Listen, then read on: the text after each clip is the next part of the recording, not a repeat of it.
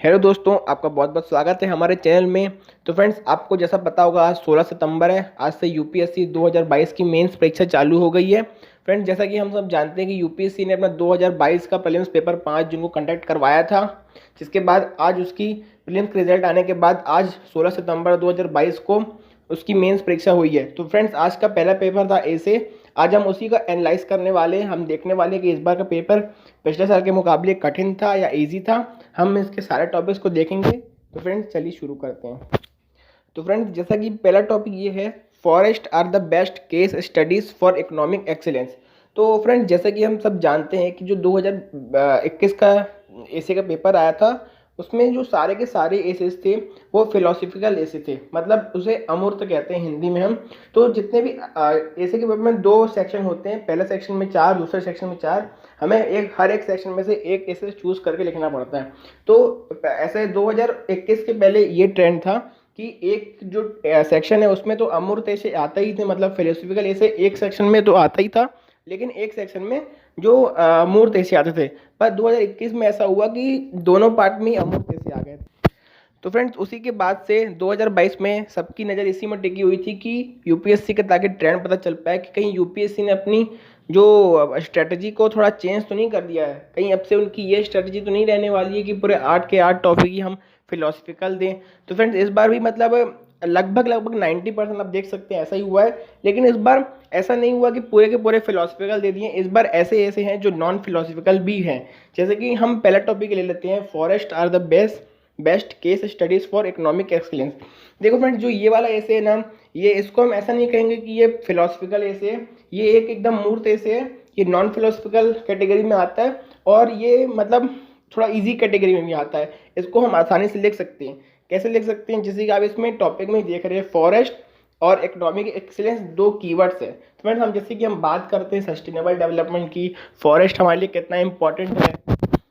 तो फ्रेंड्स, ये उसी के बारे में है। जैसे हमने क्लास 6-7 की एनसीईआरटी से हम पढ़ते आ रहे हैं, एनवायरनमेंट ज्योग्राफी की एनसीईआरटी से, कि फॉरेस्ट हमारे लिए कैसे इंपॉर्टेंट है। तो फ्रेंड्स, इसमें उसी के एनालाइज लिखना था और इस आज के समय में कैसे एनवायरनमेंट का डिस्ट्रक्शन हो रहा है इकोनॉमिक के लिए, अपने इकोनॉमिक डेवलपमेंट के लिए, उसको उसके साथ जोड़ के इसमें लिखना था। तो फ्रेंड्स, इसको ऐसा नहीं कह सकते हैं कि हम ये फिलोसफिकल कैटेगरी में आता है। ये पूरी की पूरी तरह नॉन फिलोसफिकल कैटेगरी में आता है। तो फ्रेंड्स, ये एक जो ऐसे था जिसकी मैं बात कर रहा हूँ। तो फ्रेंड्स, हमारा जो दूसरा टॉपिक है वो पूरे की तरह पूरा फिलोसफिकल ऐसे है, अमूर्त ऐसे। आइए इसे पढ़ते हैं। Poet are the acknowledge legislators of the world. देखिए फ्रेंड्स, ये इसका स्टेटमेंट आप पढ़ेंगे तो अलग ही लग रहा है कि ये पूरा अमूर्त ऐसे है। इस ऐसे में 2 कीवर्ड है, जैसा कि हम देख सकते हैं। एक है पोएट, दूसरा है अनएक्नॉलेज्ड लेगिस्लेटर्स। तो हमें इसमें ऐसा ऐसा स्टेटमेंट, ऐसे पैराग्राफ बनाना है जिसमें हम इनको जोड़ पाएंगे। जो पोएट हैं वो कैसे अनएक्नॉलेज्ड लेगिस्लेटर्स है दुनिया के। हमें ये पूरी कहानी इसी के इर्द गिर्द करनी है कि जो पोएट्स हैं वो कैसे अनएक्नॉलेज्ड लेगिस्लेटर्स हैं वर्ल्ड के। तो फ्रेंड्स, ये पूरी तरह से एक नॉन फिलोसफिकल ऐसे है और मेरे ख्याल से ये थोड़ा कठिन ऐसे भी है। बाकी जो हमने पहले टॉपिक देखा फर्स्ट वाला, उसके मुकाबले कंपेयर करें तो हमारा तीसरा टॉपिक जो है वो है, history is a series of victories one by scientific man over romantic man. तो ये भी थोड़ा फिलोसफिकल कैटेगरी में ही आता है। जैसा कि इसमें हम देख सकते हैं, इसमें कीवर्ड्स क्या है? History is a series of victories one by scientific man over, मतलब साइंटिफिक मैन एक कीवर्ड है, एक रोमांटिक मैन कीवर्ड है।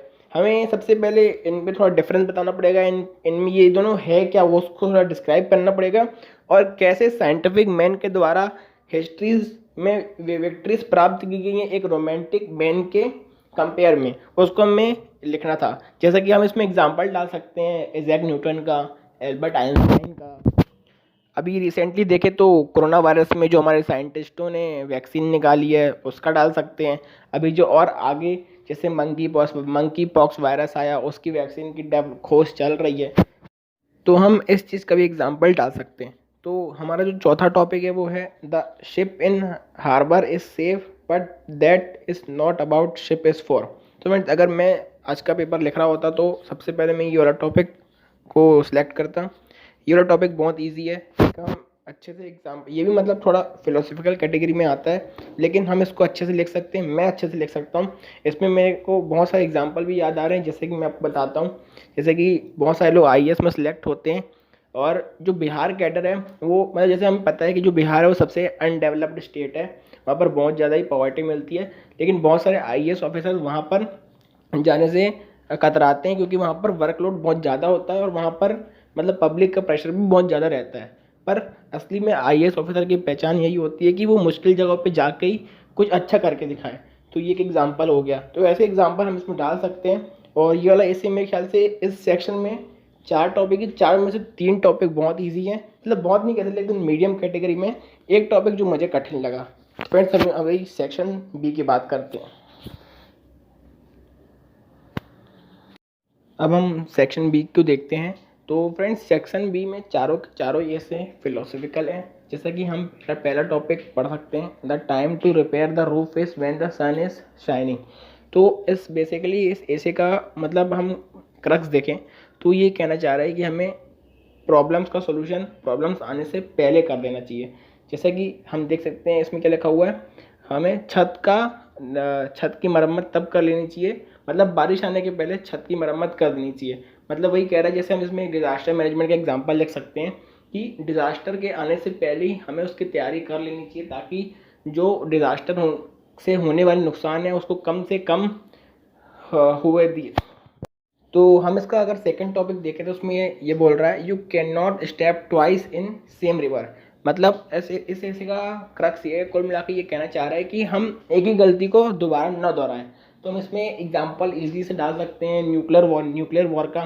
जैसा कि हमने देखा था 1945 में जापान के 2 शहरों में क्या हुआ था, और आज के समय हम वर्ल्ड ऑर्डर को देखें तो फिर से टेंशन बहुत ही ज़्यादा एस्केलेट हो रही है।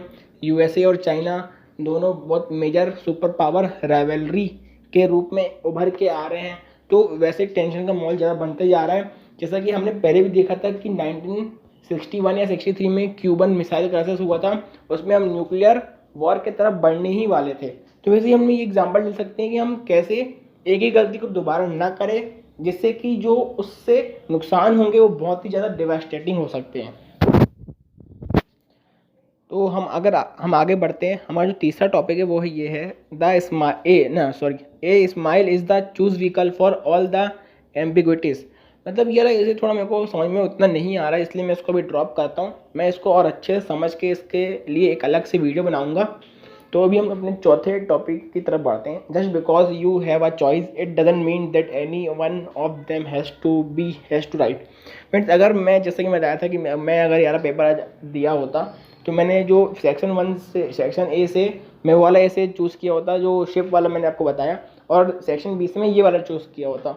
इसमें साफ साफ बोल रहा है कि अगर आपके पास किसी भी कार्य को करने के लिए आपके पास अगर चॉइस है तो इसका मतलब ये नहीं है कि वो चॉइस सही होगी। जैसे कि हम इसमें एग्जांपल डाल सकते हैं वही यूएसए और वर्ल्ड वॉर 2 के टाइम में, जब यूएसए के पास ऑप्शन था न्यूक्लियर बम ड्रॉप करने का जापान के ऊपर ताकि जापान को रोका जा सके, तो यूएसए के पास चॉइस थी न्यूक्लियर वेपन को वहाँ पर न्यूक्लियर बम को जापान के 2 शहरों के ऊपर ड्रॉप करने के लिए। पर इसका मतलब ये तो नहीं होगी ना कि जो यूएसए का जो ऑप्शन था वो एकदम सही है। इस पर बहुत सारी डिबेट हो सकती है। ऐसे हम बहुत सारे एग्जाम्पल ले सकते हैं, इसको अलग अलग डायमेंशन में ले सकते हैं। इसके लिए मेरे पास बहुत अच्छे एग्जाम्पल हैं, और मैं अगर आज पेपर अटैम्प्ट करता तो मतलब मेरे को पेपर देने का मौका मिलता आज तो मैं ये वाला ऐसे चूज़ करता। तो दोस्तों जैसा कि हमने अभी पूरे 7 टॉपिक्स का हमने एनालिसिस कर लिया, हमने देख लिया है कि पेपर कैसे कैटेगरी में थे, फिलोसफिकल थे कि नॉन फिलोसफिकल थे। जैसे कि मैंने बताया कि 7 में से मतलब ज़्यादातर तो फिलोसफिकल थे। एक जो सेक्शन 1A में देखा हमने वो नॉन फिलोसफिकल था, एक फॉरेस्ट वाला। तो फ्रेंड्स मैं अभी क्या करने वाला हूँ, अगर आप लोग इस वीडियो में अच्छा रिस्पांस देते हैं तो जो मैंने 2 ऐसे बताए, जो मैं 2 ऐसे लिखने वाला था उसका मैं एक पूरा ऐसे लिख के बताऊंगा आपको, और पूरा सिखाऊंगा कि आपको ऐसे कैसे अप्रोच करना यूपीएससी मेंस में। खास करके जो अपना अटैम्प्ट 2023 में देने वाले, 2023 में मैं भी अपना अटैम्प्ट देने वाला हूँ, तो मैं जो प्रैक्टिस को फॉलो करने वाला हूँ वो मैं आपको पूरा बताऊँगा। आप इस वीडियो को सब्सक्राइब कीजिए और ज़्यादा ज़्यादा लाइक कीजिए। अगर आप इसमें अच्छा रिस्पॉन्स देते हैं तो मैं पूरा एक डिटेल्ड वीडियो बनाऊँगा कि आपको कैसे ऐसे को अप्रोच करना चाहिए। तो फ्रेंड्स मिलते हैं जल्दी एक नई वीडियो के साथ, तब तक के लिए गुड बाय।